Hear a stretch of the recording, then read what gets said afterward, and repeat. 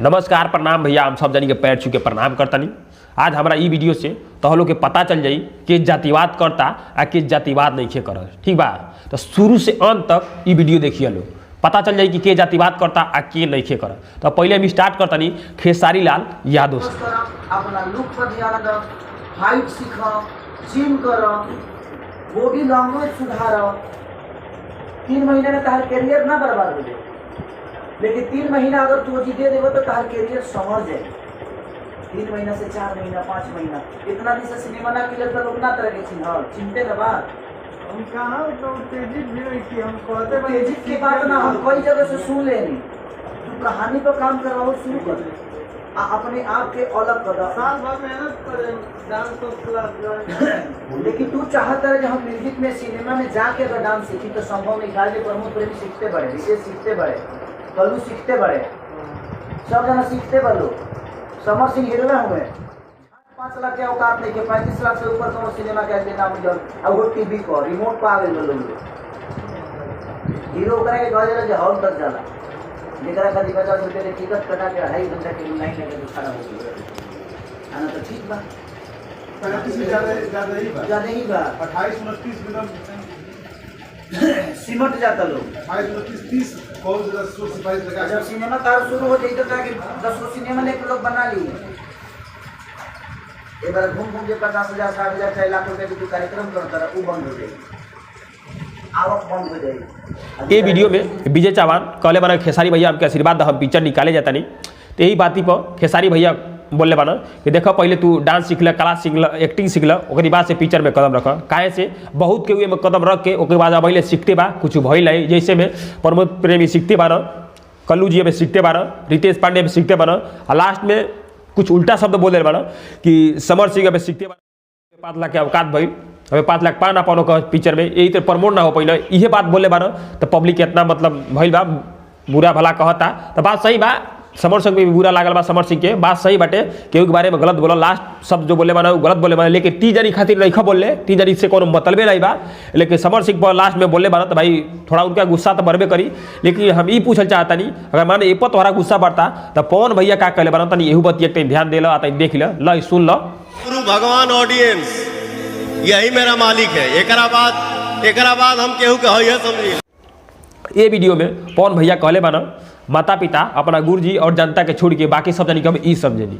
एक मतलब का भाई, एक मतलब तही लोग के ना, बाकी तो सब जनता माता पिता गुरु जी के समझते बना, बाकी तो लोग बचे तो लोग ई समझे ना। तो ये पर के हुआ पति ना कहे, ये पर सब जानी जितना जानी कलाकार लोग जुबान मुँह ना खुलल पवन भैया के सामने। काहे बस खेसारी कमजोर लोग तड़े, पवन भैया नहीं कमजोर। हाँ अब एक आगे तो लोग दिखाओ तनी कुछ समर भैया के कुछ देखो, ऊ का कहता है समर भैया कहता कि हम उनके खेसारी जी के मारे ना गई, ये करे गई ऊ करे गई। तो हम बस इतने पूछे जाता नहीं समर भैया कि ये बताओ अगर तू मारे ना गई पूछे गई चाहे हे करे गई तो अकेले ना जा सकेला। अब इतना पब्लिक लेके इतना एथी लेके अब वो करी पहले तू इंस्टा पर पोस्ट भी कर रहा, एथी पर पोस्ट कर रहा कि मतलब टैग लगा के कुछ हिसाब होगा ये होगा, ये का रहे सब सही रहे गलत रहे का रहे।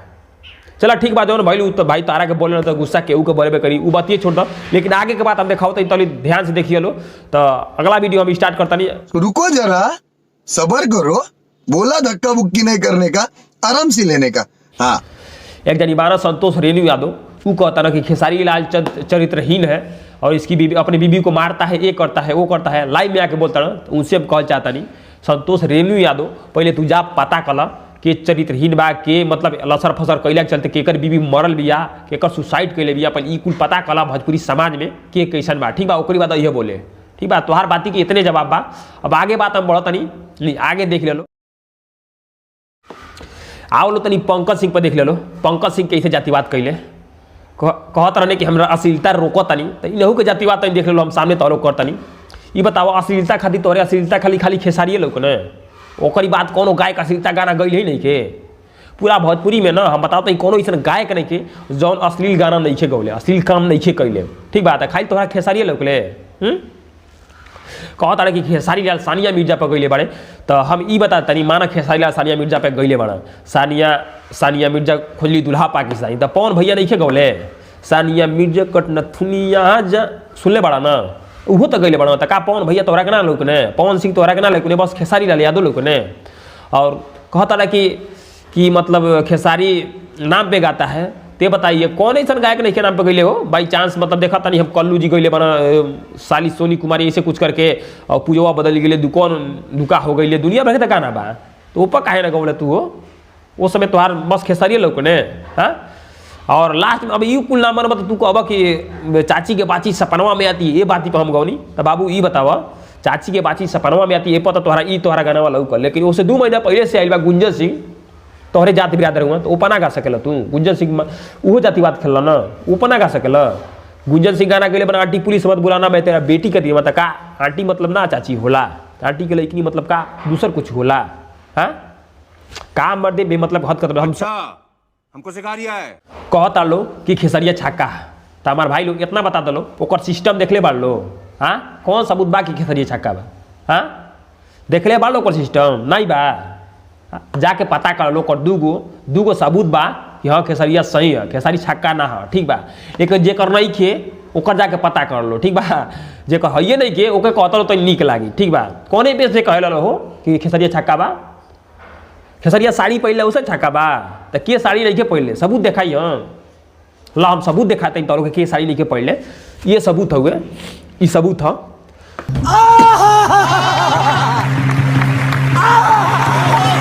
साड़ी उड़ी पहले से अगर केहू छक्का होला तो एक मतलब है तीनों जनी छक्का हो लो, देख के बताओ लो।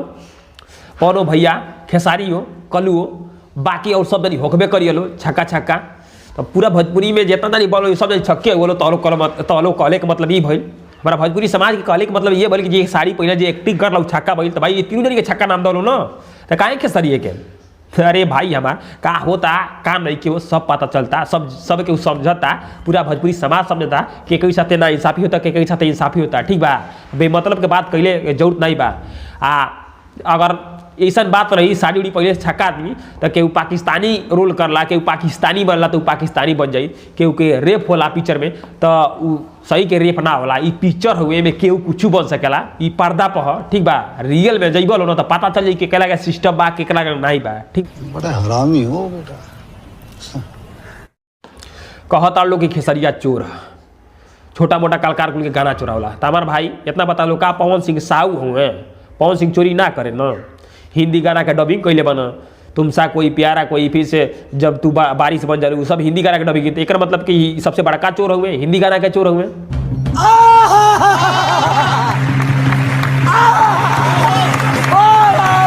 तो लोग कहे के मतलब ये ना हम नहीं कह, तो हम लोग के मतलब बताओ जो तो लोग कहता लो ही बतिया के पास हम उल्टा देते रही।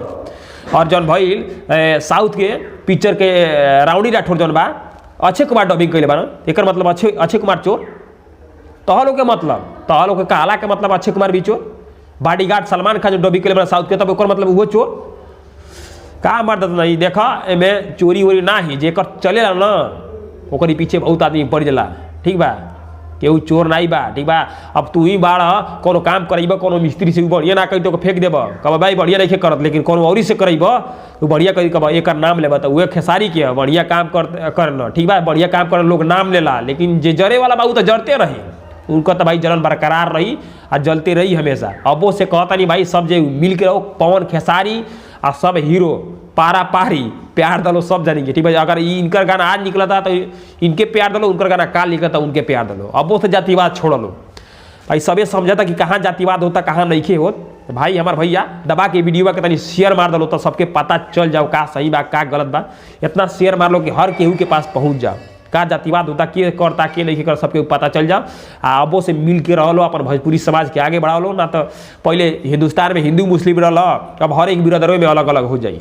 हमारे भैया लो दबा के शेयर मार दलो।